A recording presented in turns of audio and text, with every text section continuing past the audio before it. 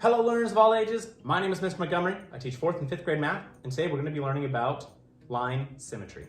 Now line symmetry is just a fancy way of saying that if you fold something in half or cut something in half, both the halves would look exactly the same. And this could be the same for two-dimensional shapes. So I have 3 different types of triangles. I have 2 scalene triangles, but this is a scalene and right triangle, and this is an isosceles triangle. So when we take a look at all 3 of these triangles, we can see that if we try to cut this one in half,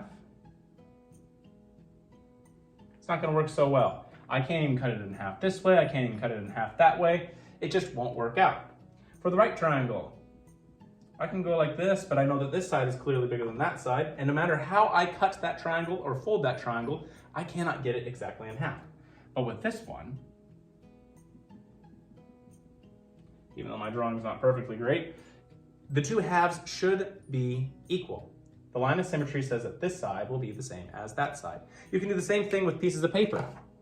So I have a regular sheet of paper. It's in the shape of a rectangle because this side is parallel with this side and this side is parallel with this side, 2 sets of parallel sides, and each corner is 90 degrees. I could fold it in half this way, match up those corners. I would have a line of symmetry going down the middle. I could also have a line of symmetry going the other direction. Now what if I did the corners? I have 2 lines of symmetry. What if I tried the corner? I tried to fold it into the corners, fold it diagonally this way. And what seems to happen? It's not symmetrical folding diagonally. So some shapes have a certain number of ways that you can fold them for lines of symmetry, but they're only limited to certain folds. All right, my 4th grade friends, if we take a look at page 279, you will see we're going to be doing practice problems number 1, 2, and 3. Now, my drawings are not perfect. They're much better in your book. But it says draw any lines of symmetry for each figure.